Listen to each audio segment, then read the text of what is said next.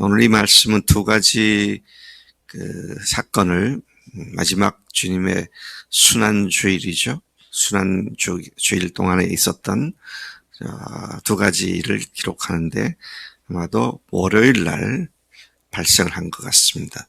첫 번째 12절까지는 성전을 깨끗하게 하셨다. 성전 청결 작업을 말씀하고 있는데 이것은 아마 어쩌면 주일, 일요일, 안식 후 첫날 예루살렘 입성하던 그날에 하신 일이었을 것으로 보여지고요. 그 다음에 18절부터 20절까지 무화과 나무가 예수님의 저주를 받아 마른 사건은 그 다음날 월요일 아침에 있었던 일로 이해가 됩니다. 자, 우리가 첫 번째 문단에서 예수님께서 성전을 청결하게 하는 일을 하셨다라는 이야기를 다시 만나게 됩니다.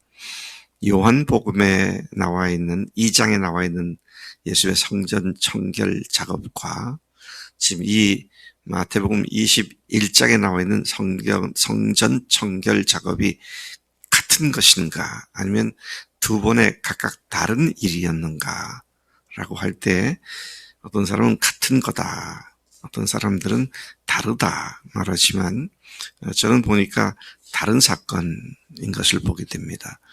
요한복음 2장에 나오는 것은 그분의 사역 초기에 첫 번째 유월절 올라갔을 때 하신 일입니다. 왜냐하면 그 일이 있고 난 뒤에 그 후에 예수께서 갈릴리로 내려가셨고 그 다음에 여러 곳에 사역을 하시고 그리고 지금 여기 우리가 보고 있는 마태복음 21장은 사역 마지막 유월절에 올라오셔서 하신 일이죠. 그러니까 앞에는 요한복음은 3년 전의 일을 기록하고 있고 마태복음 21장에 나오는 것은 예수의 사역 마지막 주간에 있었던 일로 보는 것이 더 타당하다라고 생각을 합니다.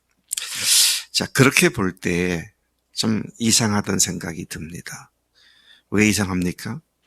3년 전에 똑같은 일을 하셨는데 3년 후에 동일한 장소인 성전으로 갔을 때 똑같은 일을 다시 해야 할 만큼 아무것도 그들에겐 변한 것이 없었다.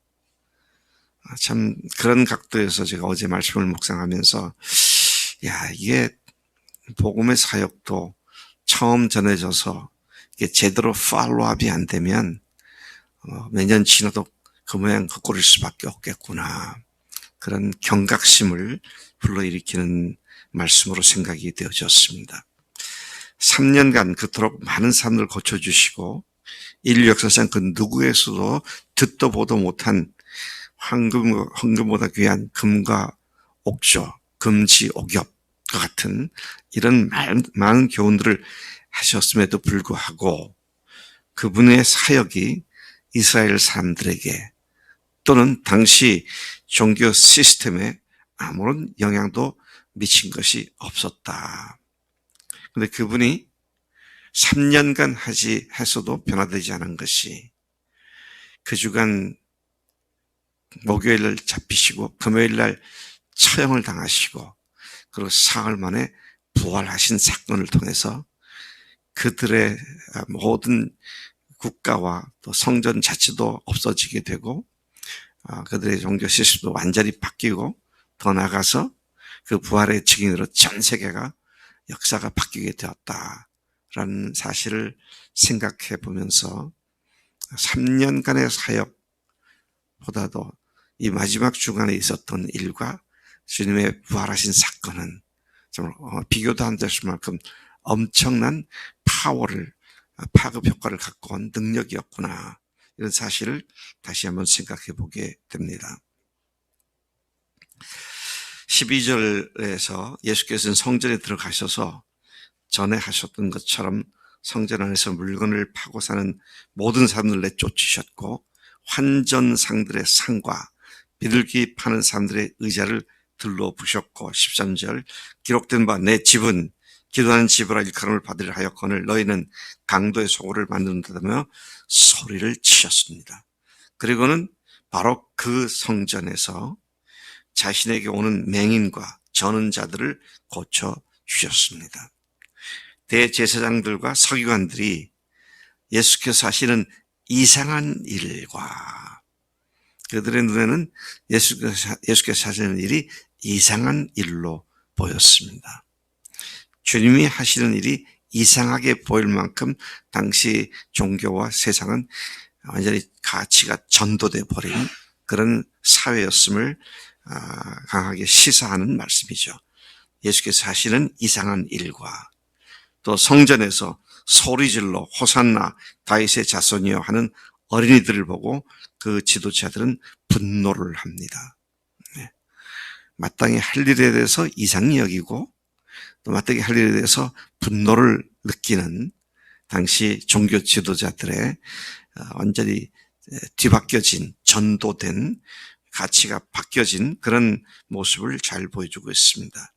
16절에 보니까 그 종교 지도자들은 예수께 항변하듯이 말합니다.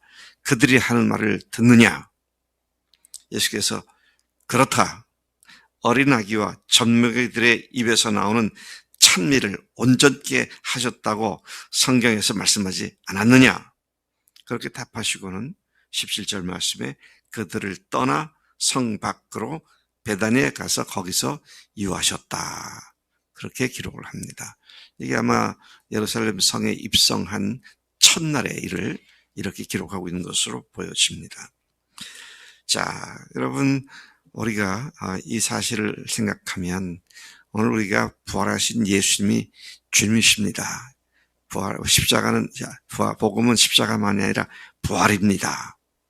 그러면 사람들이 이상히 여깁니다. 그러면서 하는 말이 뭡니까?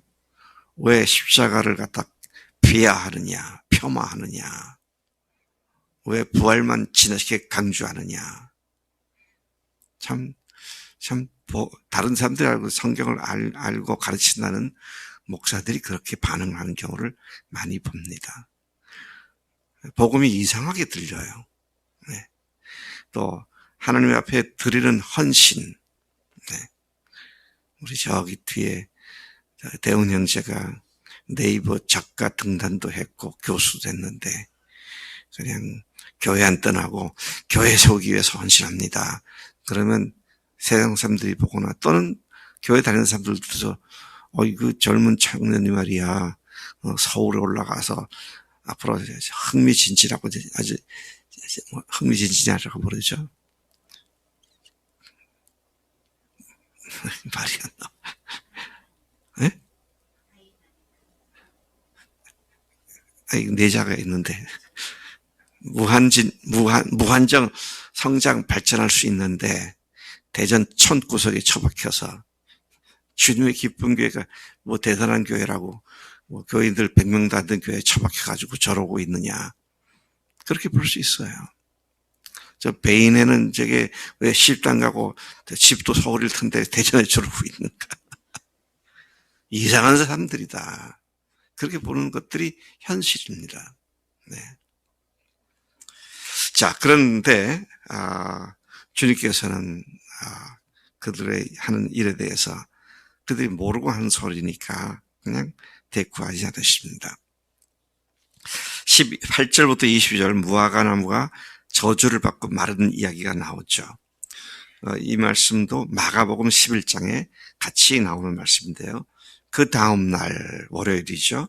이른 아침에 예수께서 다시 성으로 들어오실 때 시장하셨다 그랬습니다. 아마 베다니에 음식을 누가 아침 식사를 잘 차려 드리는 그런 상황이 아니었던 것 같습니다. 자, 베다니를 거쳐서 베다니 출발하면 벳바게를 거쳐서 예루살렘 성전으로 들어가는 그런 코스에 주님께서 아침 일찍 길을 나서신 것이죠. 근데 배가 고프신 상태에서 19절에 보니까 길가에서 한 무화과 나무를 보시고는 그 나무 가까이 가셔서 열매를 찾으셨지만 잎사귀밖에 아무것도 찾지 못하셨습니다. 그런데 열매를 맺지 않은 나무를 저주하십니다. 이제부터 영원토록 네가 열매를 맺지 못하리라. 그렇게 저주를 하셨고 곧 무화과 나무가 마르기 시작을 합니다. 마가복음에 보면 저녁에 돌아올 때 완전히 말라 죽은 것을 제자들이 보았다. 그렇게도 기록되어 있는데요. 자, 이 예수님이 하신 일에 대해서 조금 생각을 해보십시다. 예수님이 이 무화과 나무가 무슨 죄가 있다고, 그 뒤에 보면 무화과의 때가 아닙니다. 마가복음 11장 13절이 그렇게 말씀합니다. 멀리서 잎사귀가 있는 한 무화과 나무를 보시고 혹 그 나무에 무엇이 있을까요? 가셨더니 가서 보신즉 잎사귀 외에는 아무것도 없더라. 이는 무화과의 때가 아님이라 그랬어요. 이 무슨 나무가 무슨 죄를 졌다고, 때도 아닌 계절도 아닌데 열매를 찾다가 없으니까 저주를 받아 죽었는가? 주님은 잔인하신 분이 아니냐? 이런 생각도 할 수 있는 그런 생각을 하게 만드는 것이죠. 근데 여러분, 우리가 이스라엘의 기후, 또 이스라엘의 성서적인 지리적인 상황, 이런 것들을 잘 알아야 이 말씀을 제대로 이해할 수 있는 것이죠.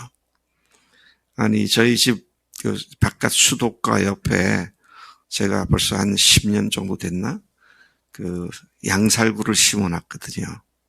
왕살구, 양살구. 지난해에 보니까 한 5-6개 달려다 떨어지더라고요. 금년에도 꽃망울이 많이 맺혔어요. 예, 금년에 꽃을 많이 피우고 열매를 많이 맺을까. 금년에도 신통치 않으면 제가 어떻게 할 것 같습니까? 비워버립니다. 이번에 내가 작심을 했어요.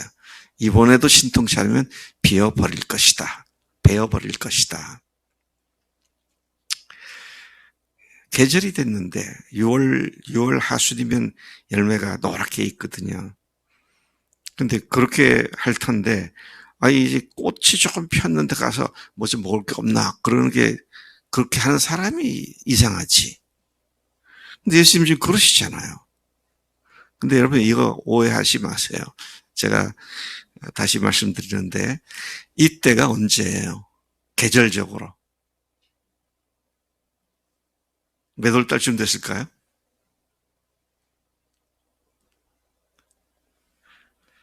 6월절 기간이라고 그랬잖아요. 그렇죠. 6월절 기간이잖아요.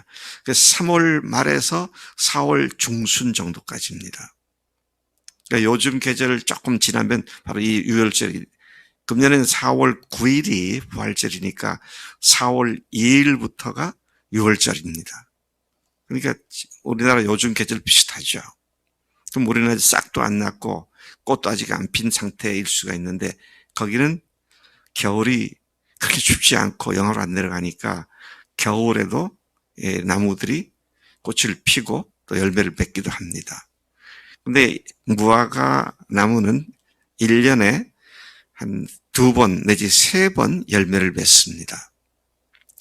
그래서 제대로 아주 왕성하게 열매를 맺는 시기가, 그래서 그 따는 시기가 언제냐면 장막절 때입니다. 장막절 되면 10월 정도 되죠. 그때 따는 무화과가 굉장히 참신하고 좋습니다. 그리고 3월, 4월이 되면 무화과가 다 떨어지고 끝물에 조금 나머지가 남아있을까 말까 한 그런 시절입니다. 그러니까 제가 6월 달에 거기 갔었거든요. 5월 말 6월 달에 이스라엘을 갔었는데, 거기 가니까 무화과가 아주 잎사귀가 무성하더라고요. 그래서 제가 무화과를 살 봤더니 그때는 하나도 없더라고. 근데 그때부터 이제 달리기 시작해서 9월, 10월에 가면 이제 아주 틈실틈실한 아름다운 열매를 맺죠. 근데 주님께서 계절도 모르신 분이 아니셨을 텐데, 철이 아닐 때 가가지고 무화과를, 열매를 찾으셨다. 그런데 아무것도 남은 것이, 본 것이 없었기에 저주하셨다. 이때는 끝물의 끝부분이거든요. 자, 이게 무슨 말씀인가요, 도대체? 왜 주님께서 이렇게 하셨는가? 여러분, 성경은 이스라엘의 국수, 이스라엘의 상징적인 나무가 무화과로 종종 비유가 되죠. 근데 그 무화과에게서 끝까지, 끝물의 끝까지 열매를 찾으신 예수의 모습을 여기서 상상해 보게 되는 것입니다. 애굽에서 그들을 뿌리를 뽑아서 가나안 땅에다가 심어 놓으셨는데 그 주전 1400여 년부터 예수님 당시인 1400여 년 지날 때까지 그들에게서 열매를 찾았지만, 그래서 끝자락까지도 찾았지만 아무 열매도 찾지 못하시는 하나님의 그 아픈 마음을 예수님께서 그렇게 표현한 것이다. 그렇게 우리가 해석할 수 있고 또 그렇게 이해함이 또 마땅하다는 생각이 드는 것이죠. 자, 주님께서 그렇게 끝까지 참으시고 기다리셨는데 열매 맺지 못한 이스라엘에 대한 저주가 나온 말씀이다. 자, 그렇게 봤을 때 이 저주가 있은 것이 주후 30년 경인데요. 네.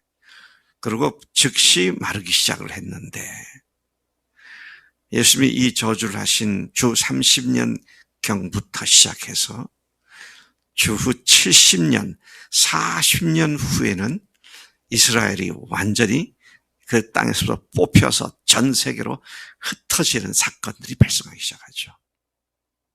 그리고 오늘까지 이르렀습니다. 오늘 이스라엘이 다시 이제 나라를 회복했죠. 무화과 나무가 가지가 연해지고 싹이 나는 것을 우리가 보았습니다. 그때 주님 다시 오신다 그랬죠. 지금 아주 마지막 때에서 말세에서 마지막 끝에 와 있는 이 시대인 것을 우리가 생각하게 됩니다. 자, 다시 돌아가서 오늘 두 가지를 말씀을 드렸는데요. 첫째는 주님께서 3년 동안 그 엄청난 사역을 하셨음에도 불구하고 이스라엘에는 변화가 없었다. 오히려 예수님을 잡아 죽이는 일을 했다. 그런데 죽으시고 사흘 만에 부활하신 사건은 그 이스라엘 전체의 근본을 바꿔놓는 놀라운 변화를 가져왔다. 그래서 우리가 부활이 우리 믿음의 아주 소중한 믿음의 근거가 되는 것이고 능력의 원천이 되는 것이 부활인 줄로 믿습니다. 부활을 자꾸 얘기하니까 이상한 소리 한다. 뭐 어떤 사람은 부활교냐 뭐 이렇게 부활을 격화시키기도 하는데 참 기가 막힌 일이죠. 자, 또 한 가지는 열매를 맺지 못하는 나무를 예수님께서 저주하셨는데 열매를 맺지 못하는 교회들을 하나님께서는 완전히 말라버리게 하신 역사, 2000년 역사를 우리가 잘 알고 있습니다. 그래서 오죽 답답하셨으면 우리 같이 조그만 교회에다가 다시 복음을, 부활을 다시 강조하고 주님만 바라보고 사는 삶에 그런 집중하도록 하는 교회를 또 세우셨을까. 참 우리가 주님 앞에서 현재 우리가 장관 구약으로부터 오늘 여기까지 역사에서 우리의 좌표를 찍어보면 우리가 결코 미미하고 시시하고 아무것도 아닌 존재가 아니라 하나님의 그 창세 전부터 가졌던 그 꿈을 이어가는 아주 소중한 위치에 있다고 믿습니다. 하나님 아버지 감사합니다. 이 아침에 두 가지 사건, 예수님께 다시 성전을 청결케 한 사건과 또 열매를 맺지 못한 무화과 나무를 저주한 사건을 통해서 오늘 우리에게 믿음의 경종을 일으켜 주시니 감사합니다. 하나님, 오늘 나도 우리 교회도 주님께 열매 맺는 삶이 아니면 더 이상 존재할 이유가 없는데 우리에게 부흥을 허락해 주시고 우리들에게 부활의 그 놀란 능력으로 새롭게 해주셔서 입만 벌리면 예수님 죽었다가 다시 살아나신 하나님이십니다. 교회가 하나님의 꿈입니다. 외치며 사람들을 주 앞으로 인도하는 일들을 잘 감당하도록 역사해 주실 줄로 믿습니다. 오늘도 그렇게 주님 앞에 소원을 두고 살겠습니다. 감사하고 예수님의 이름으로 기도로 쌉나이다. 아멘. 아멘.